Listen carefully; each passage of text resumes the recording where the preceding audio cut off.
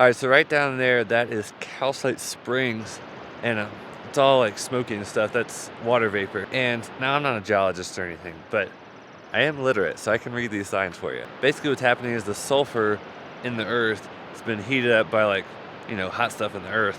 Now it's oozing up to the surface, and then when it hits the air, all that vapor occurs. And it's right next to that river too, so there's probably some water hanging around. All right, so this is the Norris geysers, and this place is just crazy. I mean, stuff is coming out of the ground so fast. I mean, it's just loud, and there's just steam everywhere. Now, as you might expect, it does smell kind of bad here, like sulfur. I can't even imagine being the first person to stumble across this. Just coming out, popping out of the woods, and then all this right here. I mean, it's just too crazy. So of course, Yellowstone is a volcanically active place, and beneath all this, there's a lot of lava and hot stuff and just craziness going on. And if all that built up enough pressure underground, it could just blow Yellowstone completely apart. And so right here where we have openings, some of that heat is escaping out of the ground and pushing all this sulfur and nasty stuff up to the surface. This is too crazy though. You guys didn't know this, but I am actually a rabbit whisperer. Although I'm pretty sure this is a snowshoe hare. Regardless, it kind of works on them too. Come here. Ah. Maybe I'm not so good with rabbits after all.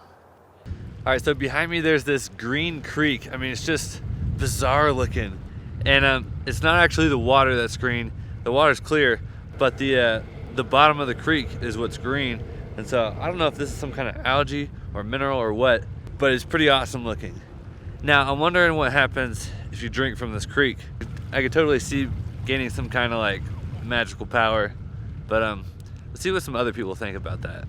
Okay, so what happens if we drink the green water? What do you think happens? I don't know, cause this is maybe because some bacteria, and I'm not sure if this is poisonous or whatever. I think maybe it's a little bit dangerous, cause a little bit dangerous, huh? You don't like turn into the Hulk or anything? Yeah, I don't think so.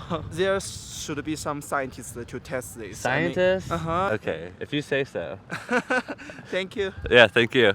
Science. Psh. So I guess this is where milk comes from. That's pretty cool. This place is called Painter's Pot, and it's just got a lot of cool little springs. I tell you what though, this place is like a different planet. I mean, just like steam just billowing out of the ground. And you get these weird little springs like the one back there. They're just so pristine and clear, clean looking. But at the same time, it's just like weird nastiness coming out of the ground. Geology is crazy. So that little creek kind of reminds me of the creek we saw in Kentucky with Keith.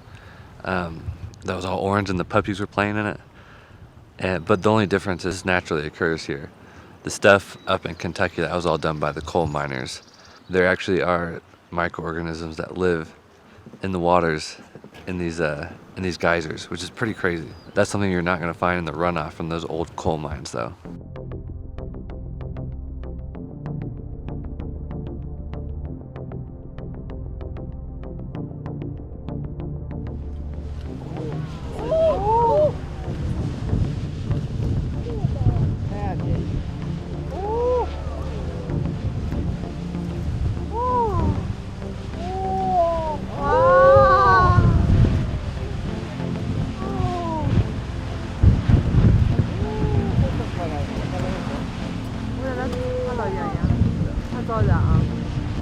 So me and all my new friends, we just went and saw Old Faithful.